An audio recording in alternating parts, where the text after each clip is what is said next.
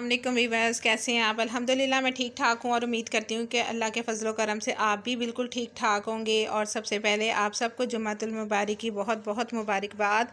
अल्लाह ताला हम सबको जुम्मतुल मुबारक में नेक नेक काम करने की तौफीक अता फरमाए। और जनाब अभी तो मैं देखें काम में बिज़ी हूँ, सारे जा चुके हैं बच्चे स्कूल भी, और अनाया जो है वो कॉलेज जा चुकी हैं। तो मैं फ़ारिग थी और कुछ थोड़ा सा मुझे प्रॉब्लम था कि अब्दुल्ला को मैं अपने साथ नहीं सुला सकती। आपको बताया कि बच्चों का जो प्रॉब्लम होता है उसकी वजह से, तो फिर पाकी पलीती का बहुत ख्याल रखना पड़ता है और मैं इस चीज़ में बहुत कॉन्शियस हूँ। तो आज मैंने उसको यहाँ से अलहदा कर देना है। वहाँ वो सोता था तो उसकी वजह से मुझे रोज़ बेडशीट भी चेंज करनी पड़ती थी और जो है वो बहुत मुझे गंदगी महसूस होती थी। तो आज उसको मैंने बिल्कुल अलहदा कर देना है।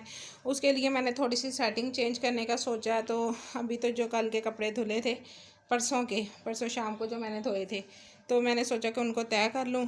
अभी वो तय हो रहे हैं और जो 2 दिन के इकट्ठे हुए थे उनके लिए मैंने फिर मशीन लगा दी है। तो यहाँ से मैंने जो सोफ़ा था उसको इस तरीके से वापस किचन में कर दिया है, ये देखें। तो यहाँ से वापस जगह खाली की है। अब यहाँ जो है ना अब्दुल्ला साहब की जो चारपाई है, छोटी चारपाई, वो मैं डालूँगी। तो रात को उनका बिस्तर मैं यहाँ करूँगी। और इधर जो है जैसे शाफेस होता है, मैट्रेस निकाल के मैट्रेस बिछा के, तो वो यहाँ पर मैट्रेस बिछा लेगा। ये टेबल भी मैं कहीं एडजस्ट करती हूँ। तो जैसे कि आपको पता है कि घर छोटा है, तो उसकी वजह से ना बहुत सारा कुछ एक ही कमरे में मुझे समेटना पड़ता है, जिसकी वजह से बहुत ज़्यादा यहाँ रश पड़ जाता है। और फिर मुझे ये भी ख्याल रखना पड़ता है कि अनाया की पढ़ाई जो है वो डिस्टर्ब ना हो, तो वो बैठ के सुकून से पढ़ सके। तो ऑलरेडी तो अल्लाह की तरफ से ख़राब हो गई है, तो इसलिए मुझे इसका झंझट नहीं अब लगता, क्योंकि बच्चे पहले हर वक्त कार्टून, डोरेमोन और पता नहीं कौन कौन से लगा के, मोटू पतलू छोटू पता नहीं क्या थे, वो लगा के बैठे रहते थे। तो इससे तो मेरी जान छूट गई है। तो बस ये काम आज मैंने किया है और सांस चढ़ गई है मुझे।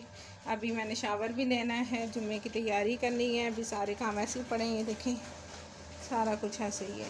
और टेबल को अब दोबारा मुझे बाहर मूव करना पड़ेगा। इसकी मुझे बड़ी आसानी थी कि मैं इस पर खड़े होकर आराम से इस्त्री कर लेती थी, लेकिन अब ये भी मुझे यहाँ से मूव करनी पड़ेगी।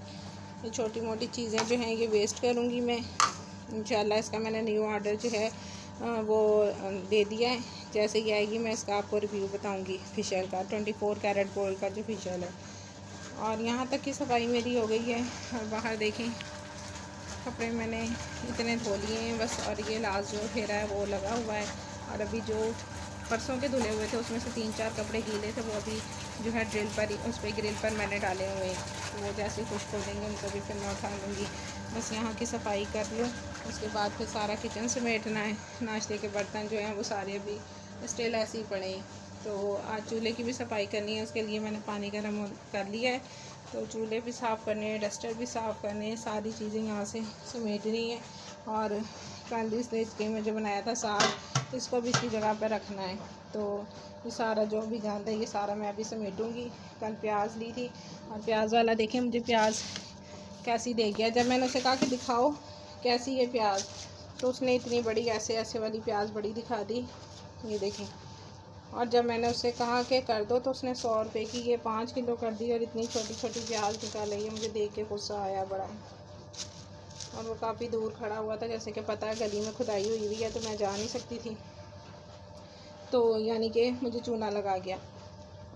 तो इसको भी मैं निकालती हूँ क्योंकि ये फूट जाएगी, ख़राब हो जाएगी। हाँ देखें मैं आपको दिखाती हूँ, हमारे घर बिल्ली आती है, मैं खाना डालती हूँ जो भी और पानी वगैरह, तो वहाँ से पानी भी पी के जाती है, खाना भी खा के जाती है।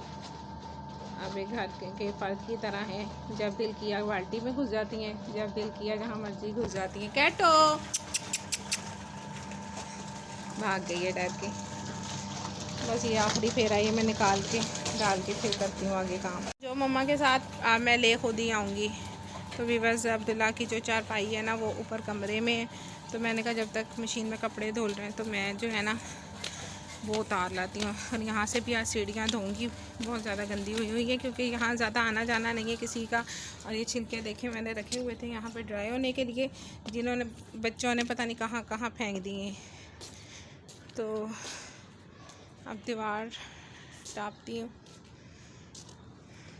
उधर जाना है मुझे।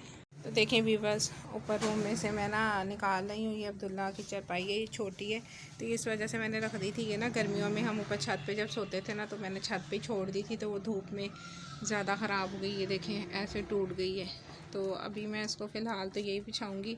तो फिर जैसे ही ये ज़्यादा ख़राब हो जाएगी या फिर संडे को इसके पापा के साथ जाके तो मैं लेकर आती हूँ बांध, तो फिर मैं खुद ही बनाऊँगी। ये मैंने खुद बनाई है अपने हाथ से। तो जब मैं नेक्स्ट टाइम इसको दोबारा बुनूँगी तो फिर मैं आपको दिखाऊंगी कि मैंने कैसे बनाई थी।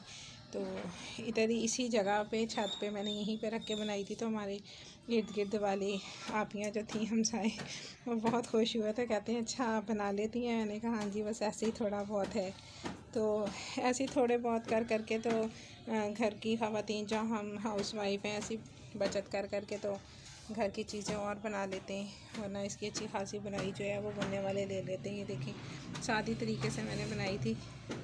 ये मेरा ख़्याल है हमने 7वीं 8वीं में या 6ठी में होम इकनॉमिक्स में ये तिगाई जो तिपाई कहते हैं वो बनाना सीखी थी, और उसी को मैंने यहाँ यूटिलाइज़ किया था। तो माशाल्लाह बहुत अच्छी बनी थी। अब ये मैंने इसको धो दिया, सूख जाएगी तो फिर मैं इसको अंदर ले जाऊंगी और इसके ऊपर बिस्तर वगैरह बिछा दूंगी। तो टेरेस की भी सफाई सारी हो गई है, और जो कपड़े हैं वो इस तरह मैंने चेयर पे रख दिए हैं। ज़रा पानी निकल जाए तो फिर मैं इनको फैलाती हूँ। इधर साथ वाली आप ही ने इधर छत इस पर दीवार पर डाले हुए कपड़े, तो उनके भी सूख जाएंगे तब तक, तो फिर मैं अपने कपड़े फैला दूँगी। तो शाफे साहब जो हैं वो बेचारे मेरे साथ लगे हुए हैं। तो पहले से इन्होंने भी स्कूल चले जाना है इंशाल्लाह। तो फिर मैं अकेली, पता नहीं क्या अब मेरे साथ बनेगा। मेरा तो दिल ही नहीं लगता अकेले घर में। अभी भी अनाया चली जाती है, अब्दुल्ला चला जाता है, तो मुझे बड़ी अजीब सी फीलिंग आती है, ऐसे जैसे अकेला अकेला। ये अगर नीचे भी चला जाए ना गेट पे अपने दोस्तों के पास, तो मैं इसको आवाज़ दे के बुला लेती हूँ कि शानी मेरा दिल नहीं लग रहा तो ऊपर आओ। तो ऐसे ही है, बस दिल लग जाता है। फिर जब ये जाएगा तो फिर मुझे मुश्किल होगी। बहरहाल उसके लिए पढ़ाई बहुत ज़रूरी है, अल्लाह ताला उसको कामयाब करे। तो मैं अब ये कपड़े समेट लूँ जो परसों के धुले हुए थे, और तब तक वो ज़रा पानी निकल जाएगा कपड़ों का, तो फिर मैं उसको जो है ना वो सुखा दूँगी। जनाब देखें हमारा काफ़ी हद तक काम जो है वो कंप्लीट हो गया है, साफ़ सुथरा हो गया। बेड भी, कपड़े सारे मैंने तय करके रख दिए हैं अपने अपने दराज़ों में। और ये देखें टेबल के लिए कोई जगह एडजस्ट नहीं हो रही थी, इसको मैंने सोफ़े के ऊपर इस तरह रख दिया है। और चारपाई मैंने छोटी वाली अंदर बिछा के तो उसके ऊपर इस तरीके से चादर लगा दी है, और काफ़ी अच्छी लग रही है ये। तो ये यहाँ पे सेट हो गई है।